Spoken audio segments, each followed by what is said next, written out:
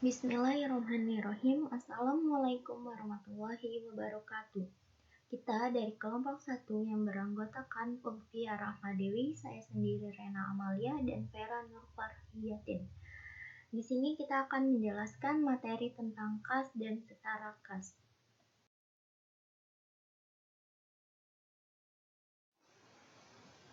Ya, yang pertama itu pengertian kas. Kas merupakan harta milik perusahaan yang sifatnya paling liquid atau paling mudah diubah ke dalam bentuk yang lain, sehingga kas disebut sebagai aktiva yang paling lancar atau liquid. Kas terdiri atas uang logam, uang kertas, dan dana yang tersedia di bank. Selanjutnya yaitu ada karakteristik kas. Di dalam akuntansi, kas merupakan aktiva lancar yang sifatnya paling liquid karena sering mengalami mutasi.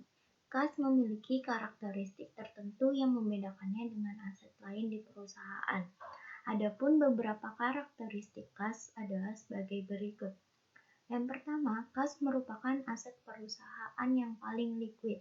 Yang kedua, kas dapat digunakan sebagai standar pertukaran yang paling umum. Dan yang terakhir yaitu kas dapat digunakan sebagai basis perhitungan dan pengukuran. Macam-macam kas. Yang pertama itu ada kas kecil. Jadi kas kecil itu sejumlah dana yang dibentuk khusus untuk pengeluaran yang bersifat rutin dan relatif kecil jumlahnya. Biasanya, kas kecil digunakan untuk mendanai pengeluaran pimpinan yang jumlahnya relatif kecil, seperti dana entertain klien atau rekan kerja pimpinan, dana konsumsi untuk kepentingan rapat, dan lain sebagainya. Ada dua cara pembentukan dana kas kecil, antara lain impress system atau dana tetap, yaitu mekanisme kas kecil di mana dana dipertahankan tetap pada awalnya dibentuk dana kas kecil dalam jumlah tertentu. Pada saat pergantian akan dibuat jurnal terkait dengan pengeluaran tersebut dan mengurangi kas perusahaan. Yang kedua itu ada fluctuating system atau sistem fluktuasi. Dalam sistem ini dana kecil tidak ditetapkan sejumlah tertentu sehingga saldonya bervariasi dari waktu ke waktu. Penggantian tidak didasarkan jumlah terpakai, tetapi seringkali ditetapkan sejumlah tertentu. Yang kedua itu ada kas di bank. Kas di bank adalah uang yang disimpan oleh perusahaan di rekening bank tertentu yang jumlahnya relatif besar dan membutuhkan keamanan yang lebih baik. Dalam hal ini, kas di bank selalu berhubungan dengan rekening keuangan perusahaan di bank tersebut.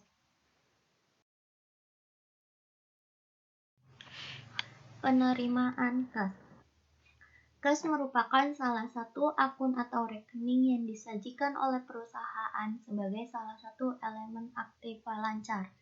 Kas merupakan terminal bagi arus lalu lintas transaksi dalam perusahaan. Semua transaksi langsung atau tidak langsung pasti akan berhubungan dengan kas. Jumlah kas perusahaan dipengaruhi oleh mutasi yang berasal dari transaksi-transaksi penerimaan dan pengeluaran kas. Nah, sumber penerimaan kas masuk yang utama adalah yang pertama itu ada hasil penjualan produk secara tunai. Yang kedua, hasil menagih piutang dagang. Yang ketiga, pendapatan lain seperti bunga dari bank. Yang keempat, adanya pengurangan pada aktiva tetap seperti menjual aktiva yang tidak terpakai. Yang kelima, adanya penerimaan yang bukan penghasilan seperti kredit dari bank, penjualan obligasi, dan lain-lain hutang jangka pendek. Yang keenam, ada penambahan modal sendiri oleh pemilik. Yang ketujuh, hasil penjualan surat-surat berharga. Perusahaan-perusahaan besar dapat menerbitkan atau membeli surat-surat berharga perusahaan lain yang dapat diperjualbelikan. Pengeluaran kas. Penggunaan kas keluar yang utama adalah yang pertama itu berbagai pembayaran untuk keperluan operasional perusahaan sehari-hari, seperti membeli materai atau bahan baku, membayar gaji, berbagai biaya yang termasuk sebagai biaya overhead pabrik, atau kecuali depresiasi atau amortisasi yang tidak membutuhkan kas. biaya-biaya penjualan, dan biaya administratif. Yang kedua, pembayaran pada para kreditur baik berupa bunga maupun angsurannya. Yang ketiga, penambahan berbagai aktiva tetap seperti pembelian aktiva tetap. Yang keempat, pembayaran pada pemilik modal seperti pembayaran dividen atau pengembalian modal. Dan yang terakhir, pembayaran pada pemerintah seperti membayar pajak, cukai, meterai, restitusi, IPD, dan lain-lain.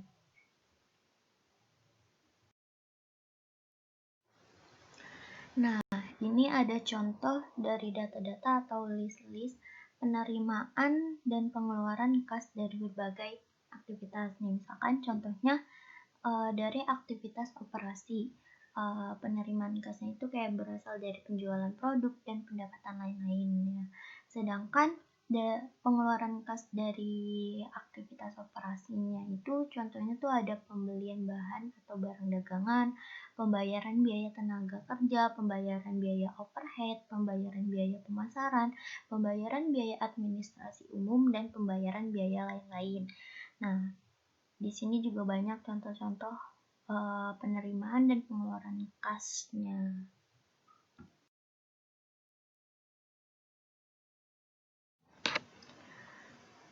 Selanjutnya itu ada akuntansi kas bank. Akuntansi kas bank lebih dikenal dengan nama rekonsiliasi bank. Penerimaan kas bank biasanya dicatat di sisi debit, sedangkan pengeluaran kas bank dicatat di sisi kredit. Rekonsiliasi bank ialah proses penyesuaian informasi yang merinci perbedaan antara catatan keuangan di bank sebagai pengelola transaksi dan catatan yang dimiliki oleh perusahaan dengan pihak bank berupa rekening koran atau bank statement, sehingga bisa dicatat dalam laporan keuangan perusahaan dengan benar. Akuntan perusahaan harus membuat jurnal penyesuaian dengan menggunakan bukti yang dianggap sah dan valid jika ada perbedaan antara laporan keuangan perusahaan dengan catatan transaksi bank. Selanjutnya yaitu ada pencatatan fisik kas. Perusahaan menyimpan sebagian atau bahkan semua harta dalam bentuk kas di bank. Sebelum perusahaan menabungkan uang di bank, perusahaan perlu mencatat sendiri besaran uang yang ingin ditabung. Itu perlu dilakukan agar saldo kas berdasarkan fisik sesuai dengan yang ada di catatan. Karena apabila terjadi perbedaan antara hitungan fisik dan catatan itu dapat menyusahkan perusahaan. Dalam proses perhitungan, sebaiknya disaksikan oleh pihak lain yang bukan merupakan penanggung jawab fisik atau catatan kas. Di saat perusahaan telah selesai melakukan perhitungan fisik saldo kas, alangkah baiknya perusahaan menyetor uang yang telah dihitungnya tersebut ke bank. Waktu penyetoran dapat dilakukan pada hari yang sama atau keesokan harinya. Perusahaan melakukan penyetoran dengan mengisi formulir penyetoran uang ke bank terkait. Untuk kepentingan pembuktian otorisasi internal, perusahaan juga dapat mengeluarkan bukti setoran bank sendiri. Baiklah, di sini saya akan melanjutkan pemaparan yang telah disampaikan oleh rekan saya tadi. Di sini saya akan membahas mengenai laporan bank atau perusahaan di Indonesia itu biasa menyebutnya dengan rekening koran. Apa sih yang dinamakan dengan laporan bank? Laporan bank adalah laporan yang berisi mengenai saldo awal kas, mutasi debit, mutasi kredit suatu perusahaan terkait yang dikeluarkan oleh pihak bank. Ketika suatu perusahaan telah menjadi nasabah dari suatu bank, maka dia akan mendapatkan yang namanya laporan bank pada setiap akhir bulan. Nah, laporan bank itu sendiri berisi mengenai saldo awal kas, mutasi debit, mutasi kredit. Lalu, mutasi debit adalah suatu data yang menunjukkan adanya pengurangan saldo kas di bank. Pendebitan ini terjadi karena adanya penarikan dana nasabah. Penarikan dana nasabah ini berimbas kepada pengurangan kewajiban dari pihak bank terhadap nasabah. Jadi, ketika menulis dalam jurnal aturannya jika kewajiban berkurang maka dicatat di sebelah debit. Sebaliknya, mutasi kredit menunjukkan saldo kas yang ada di bank bertambah. Pengkreditan Pengkreditan ini dilakukan karena adanya tambahan dana dari nasabah. Tambahan dana nasabah ini berakibat atau berimbas juga terhadap penambahan kewajiban dari pihak bank terhadap nasabah.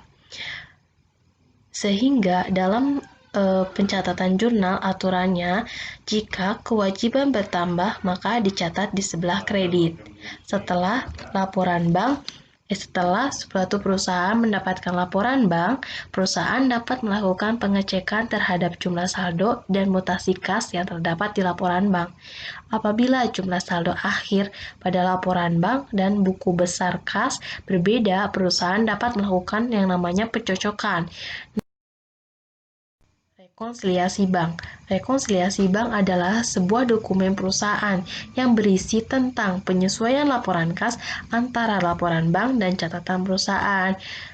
Ketika suatu laporan bank ada kejanggalan atau ketidaksesuaian, maka dilakukanlah rekonsiliasi bank. Ada beberapa data atau transaksi yang perlu direkonsiliasi, yaitu yang pertama, cek kosong. Cek kosong merupakan cek yang dananya tidak dapat dicairkan oleh bank karena tabungan nasabah tidak mencukupi. Karena tabungan nasabah tidak mencukupi, otomatis bank tidak dapat mencairkan dana tersebut. Tidak dapat mencairkan cek tersebut. Cek kosong dapat dialami oleh pihak penerbit maupun pihak penerima cek. Dalam kasus pihak penerbit, contohnya, di saat perusahaan A menerbitkan cek untuk perusahaan B. Pada saat melakukan transaksi, akuntan perusahaan A telah mencatat bahwa kas perusahaan berkurang karena sebagian kas dibayar untuk membuat cek kepada perusahaan B. Saat perusahaan B ingin mencairkan cek ke bank, bank bisa saja menolak pencairan tersebut. Hal ini dikarenakan saldo kas di perusahaan A tidak mencukupi.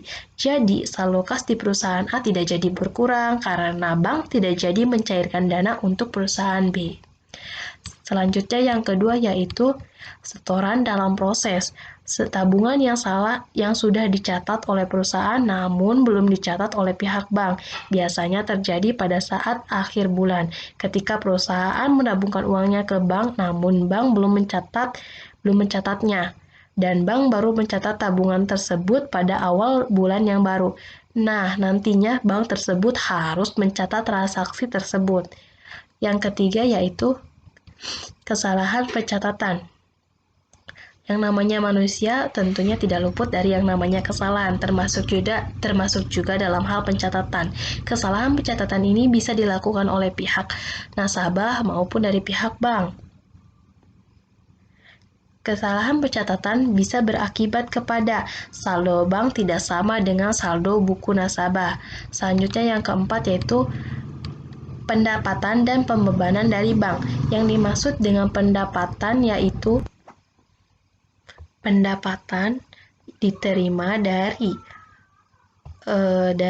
fasilitas bunga yang diberikan oleh pihak bank terhadap saldo tabungan nasabah yang ada di bank. Sedangkan pembebanan itu sendiri yaitu pembebanan biaya administrasi. Nah, nasabah itu perlu mengetahui adanya transaksi dari pendapatan dan pembebanan dari bank ketika menerima laporan bank. Selanjutnya yang kelima yaitu penagihan oleh pihak bank atau inkaso. Bank dapat melakukan penagihan piutang nasabahnya kepada pihak lain berdasarkan perjanjian kerjasama.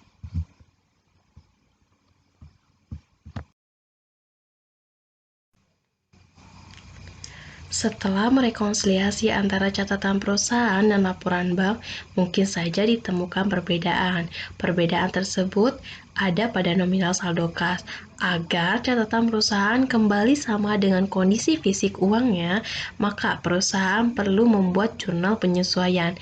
Nah, jurnal penyesuaian itu sendiri adalah jurnal yang dibuat dalam proses pencatatan saldo dalam akun sehingga saldo mencerminkan jurnal sebenarnya. Fungsi dari jurnal penyesuaian itu adalah menetapkan saldo catatan akun buku besar pada akhir periode serta menghitung pendapatan dan beban selama periode yang bersangkutan guna memperoleh catatan yang sesuai aslinya. Saldo kas yang ada pada buku besar tidak dapat langsung dijadikan sebagai laporan keuangan perusahaan. Saldo kas yang bisa dijadikan untuk laporan keuangan perusahaan adalah nominal saldo yang sudah dilakukan penyesuaian.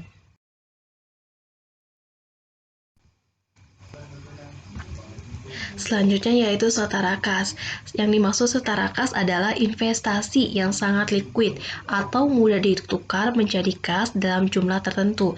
Biasanya jatuh tempo dalam waktu 3 bulan atau kurang dari tanggal pembeliannya. Contohnya dana pasar uang, sertifikat deposito, pasar uang, sertifikat deposito bank, dan obligasi atau wesel pemerintah. Atas pemilikan surat berharga yang diperjualbelikan, maka ada sebagian di antaranya yang dikenakan bunga dan sebagian lagi yang tidak dikenakan bunga. Jika surat berharga dibeli,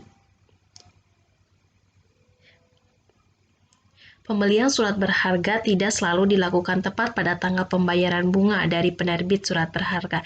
Jika demikian, maka akan dapat perhitungan bunga akrual yang harus dicatat oleh pemegang surat berharga.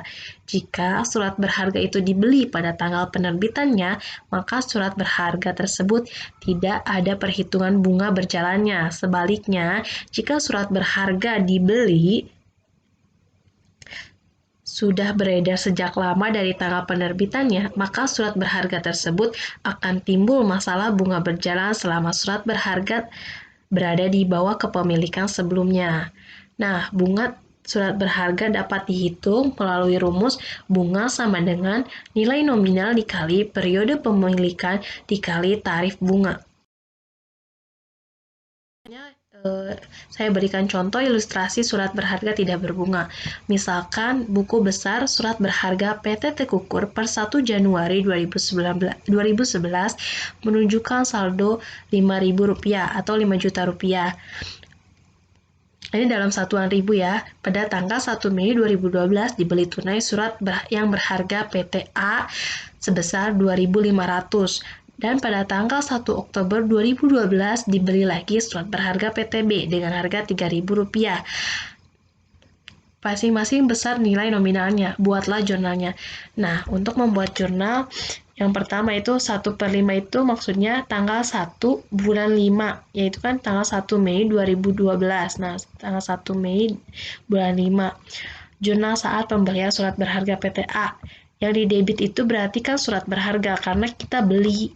Nah, berarti ketika kita beli, otomatis kas yang berkurang. Ketika kas berkurang, dicatatnya di sebelah kredit. Begitupun dengan jurnal pembelian surat berharga PTB 1/10. Nah, 1/10 itu maksudnya 1 Oktober. Pendebit di sebelah debit itu ada surat berharga PTB sebesar Rp3.000, sedangkan di sisi kredit ada kas sebesar Rp3.000. Berbeda halnya jika contohnya pembelian surat berharganya itu ada bunganya. Contohnya seperti ini. Jika surat-surat berharga PTA yang dibeli pada tanggal 1 Mei dan surat berharga PTB pada tanggal 1 Oktober di atas, masing-masing berbunga 12% per tahun. Bunga dibayarkan pada tiap tanggal 1 Januari dan 1 Juli. Atas pemilikan surat berharga tersebut, PT Tekukur akan membuat jurnalnya sebagai berikut. Nah, ini kan jurnal yang biasa ya, yang tadi yang dibuat sebelum adanya bunga. Nah, ketika adanya bunga, berarti PT Tekukur itu harus membuat lagi catatan untuk mengakui bunga berjalan. Nah, catatan itu maka dibuatlah jurnal penyesuaian. Untuk membuat jurnal penyesuaian, maka kita harus mengetahui dulu nih, perhitungan bunganya itu berapa. Nah, untuk menghitung bunga, rumusnya yaitu besaran bunga dikali periode dikali besarnya harga pembelian. Nah, besaran bunganya itu kan 12%. Nah, 12% itu dikali periodenya berapa? Periodenya itu kan dari bulan Mei sampai bulan Juli. Nah, maksud dari bulan Mei kan pembeliannya pada bulan Mei, sedangkan dibayarnya itu pada bulan Juli. Jadi lamanya itu 2 bulan. Ditulislah 2/12. Jadi 12% dikali 2/12 sama dengan 12 dicoret 12, menghasilkan sisanya tinggal 2%. Nah, kemudian selanjutnya dikali lagi nih sama besarnya harga pembelian. Nah, besarnya harga pembeliannya itu sebesar 2.500. Tadi 2% dikali 2.500 sama dengan 0 belakang sama 100% dicoret, tinggal menghasilkan 25 dikali 2, jadi hasilnya tinggal Rp50. Untuk membuat jurnalnya, maka dicatat di sebelah debit itu adalah kas sebesar Rp50, sedangkan di sisi kreditnya itu ada pendapatan bunga sebesar Rp50. Nah, materi selanjutnya itu mengenai laporan kas dan setara kas. Kas merupakan aktiva lancar yang disajikan ke dalam neraca. Untuk menempatkan kas ke dalam saldo neraca, maka saldo kas yang digunakan adalah saldo yang berasal dari buku besar. Agar menghasilkan data yang sesuai atau terbaru dan akurat, maka buku besar yang digunakan itu saldo buku besar yang nominal kasnya sudah mengalami proses penyesuaian. Kas dan setara kas merupakan satu akun. Pada saat pembuatan laporan neraca, akun kas dan setara kas masuk ke dalam kategori aktiva. Kas dan setara kas merupakan bagian dari aset lancar.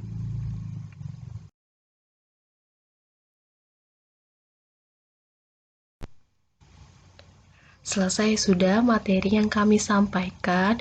Untuk itu, kami pamit undur diri. Kurang lebihnya kami mohon maaf. Wabillahi taufiq wal hidayah. Wassalamualaikum warahmatullahi wabarakatuh.